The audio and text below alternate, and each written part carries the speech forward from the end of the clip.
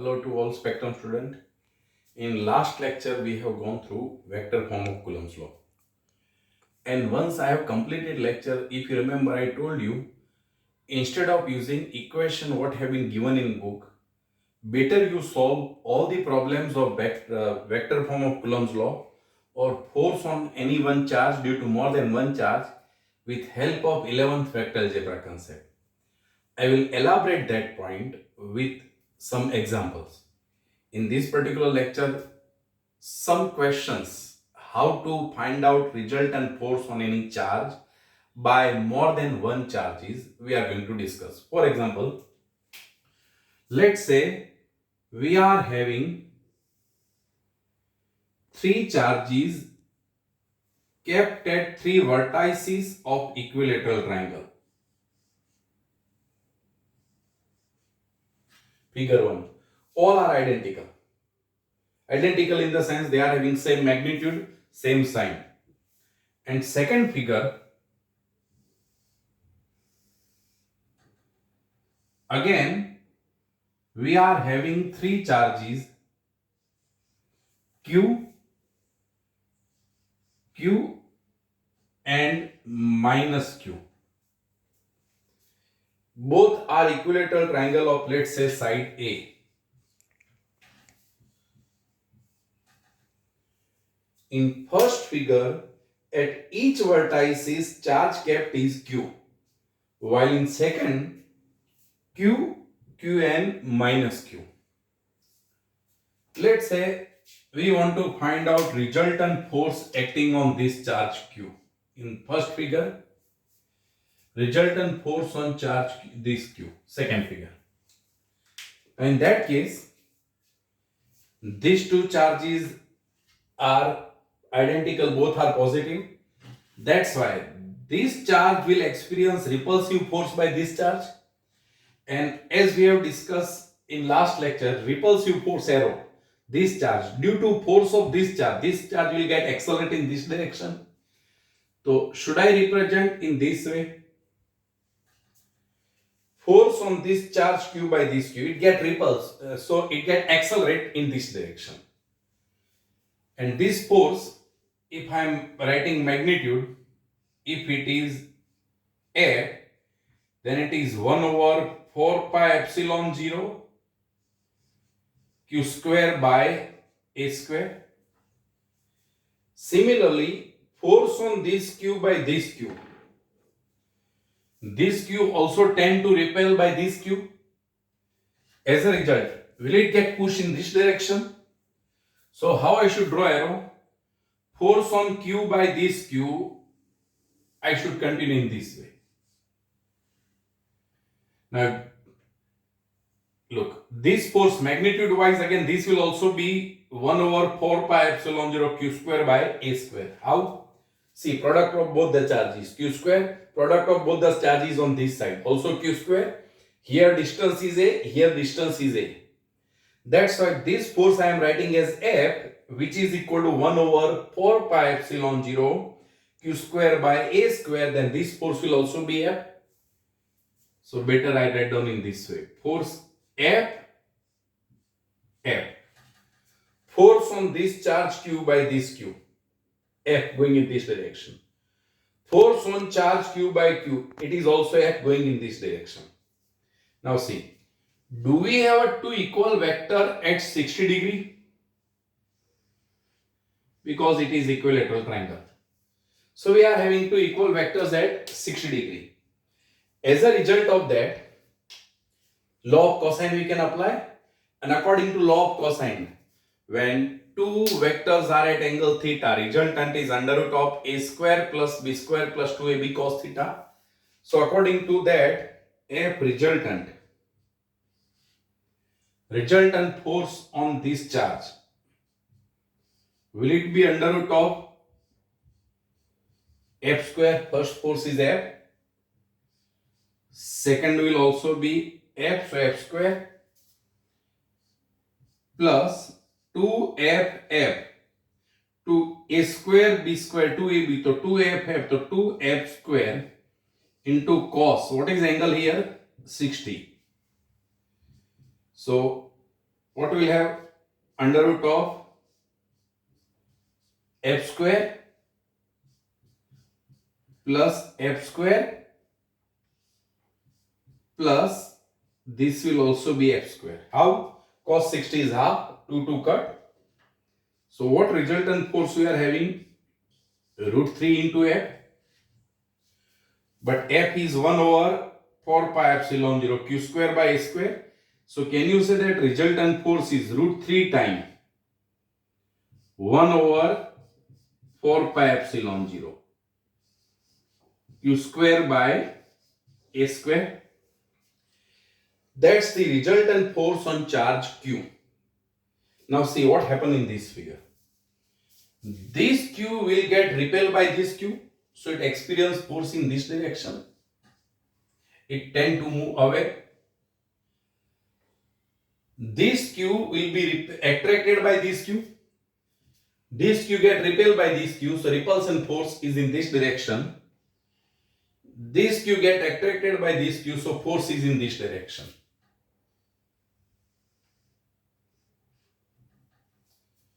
Yes, magnitude of force. See, what is force between these two? 1 over 4 pi epsilon 0 q square by a square. Force between these two also 1 upon 4 pi epsilon 0 q square by a square. If you remember in last lecture I told you never consider sign of charge. So here also what word I am using? 1 over 4 pi epsilon 0 q square by a square. Here also 1 upon 4 pi epsilon 0 q square by a square. I am not taking q into q, that is minus q square, because in last lecture we have discussed this point. Whenever you are finding force on any one charge due to multiple charges, never consider sign of charge, only consider sign of direction. Now see this. What is this force? 1 upon 4 pi epsilon 0 q square by a square. Both forces I am writing over here. F, force between these two. 1 over 4 pi epsilon 0 q square by a square. This force will also be 1 upon 4 pi epsilon 0 q square by a square. So can I say that force between these two charges is F? Then force between these two charges is also F. Now we are having two equal vector at 120 degree. Because this force is pointing in this direction, this force is pointing in this direction. So as a result, resultant force, F resultant, what it will be? Under root of f square plus 2ff, that is 2f square, cos angle is here 120, cos 120 minus half. So what we are having? Under root of f square plus f square minus f square. Look how minus f square. 2f square. Cos 120 is minus half, 2 cut. So that is resultant force is F. So that is 1 over 4 pi epsilon 0 q square by a square. So look, although it is problem of electrostatic, where we are finding force on any one charge due to two charges, but we are purely going through vector algebra concept. Same way, this question can further be like, in which direction force is acting on charge q in this figure, while where force is acting on charge q in this direction, in this figure, correction. For example, is it acting parallel to baseline or perpendicular to baseline? In this figure, is it acting parallel to baseline or perpendicular to baseline? So see, this force F I can resolve into two components. Component perpendicular as well as component parallel to the baseline. We have already discussed this. Any vector you can resolve into two mutually perpendicular components. Same way, this force F also you can resolve into two components. Perpendicular to baseline as well as parallel to the baseline. So if you observe properly, what happened? Component parallel to the baseline are cancelling each other and perpendicular to the baseline are getting added. So can you see that in this figure, resultant force is going upward. It is acting perpendicular to the baseline. Now see in this figure. This force F, again I am dividing into two parts. Perpendicular to the baseline, and second is parallel to the baseline. This force F also I can divide into two parts. Perpendicular to the baseline because this force is downward, so component will be around it, and parallel to the baseline. So here these perpendicular components are getting cancelled while parallel components are getting added. So in first figure, resultant force is perpendicular to the baseline, while in second figure, resultant force is parallel to the baseline. So that's what all about preparing for competitive exam. Although problem is of electrostatic, but you are purely dealing with vector algebra. Similar question I am giving you to solve. Try this one. Yes, like try this question. This I am clubbing with simple harmonic oscillation. Although problem is of electrostatic. Two charges Q and Q are kept at certain distance, let's say twice of x. Now at center of this,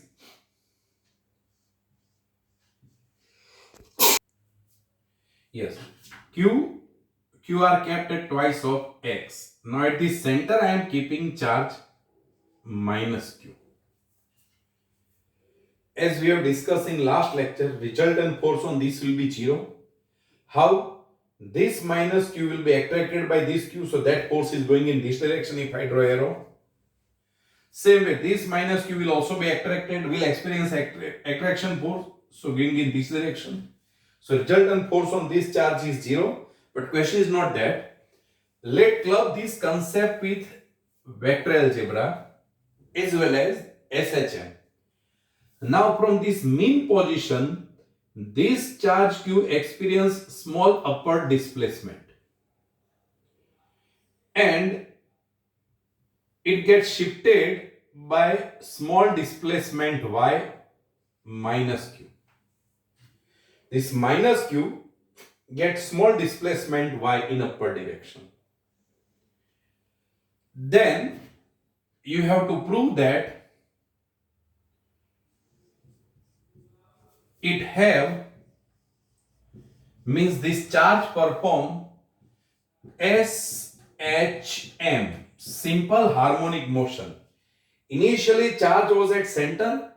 In that case it was in equilibrium condition because net force was 0, two forces were equal and opposite. Now from mean position, if you required, I am keeping the initial figure also, plus Q, at center it was minus Q. This force is F, this force was also F. So resultant force become 0. Now from this mean position, I am shifting this charge upward by small displacement y. Then we have to prove it that this charge performs simple harmonic motion. Look student, this question I am not giving totally to you people with some hint. Hint number 1, we can prove any motion to be SHM when we can prove F proportional to y or F proportional to minus y.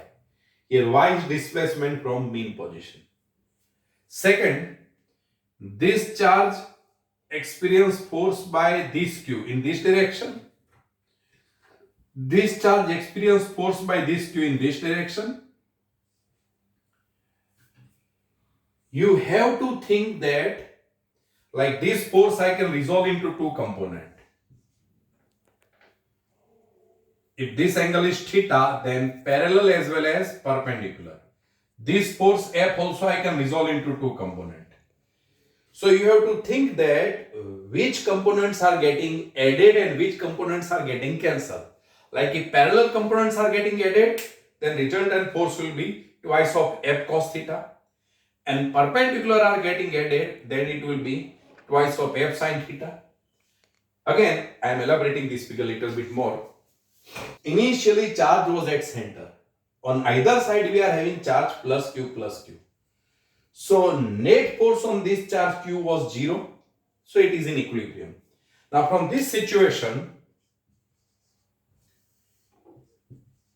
this charge Q I am displacing upward for small displacement Y. We have to prove that this charge minus Q have simple harmonic motion. Some part I am giving solution, this charge minus Q get attracted by this Q. This charge minus Q also get attracted by this Q. Distance is same. What this distance that you have to think. At least you can apply that Pythagoras concept. So if this force is F, this force is also F. This F I can, if this angle is theta, this will also be theta. This F I am dividing into two parts. This F also I am dividing into two parts. So here think which components of force are getting added and which are getting cancelled. Yes.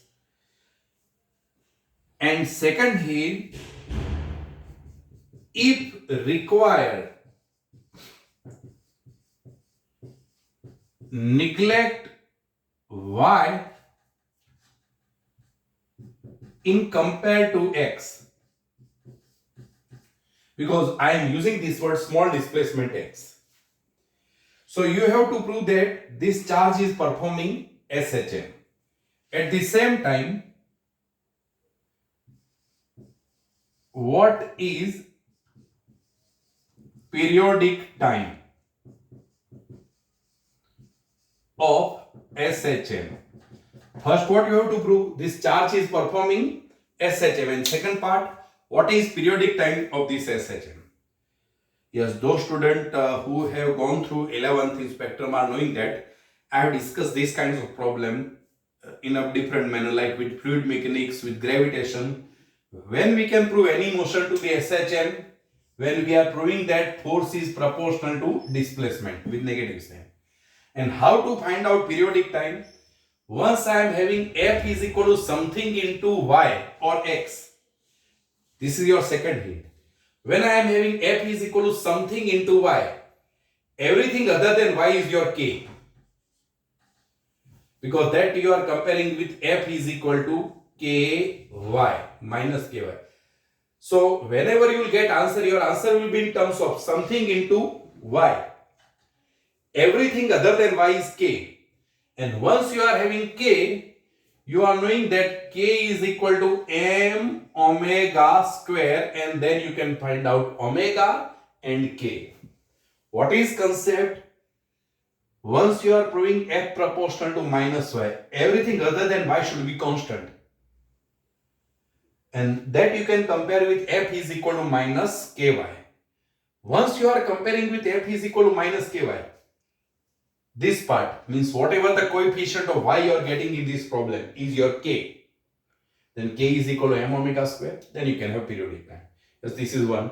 One more problem based on this I am giving you. You can also try that. Yes, one more problem. Let's say at each vertices of square of side A,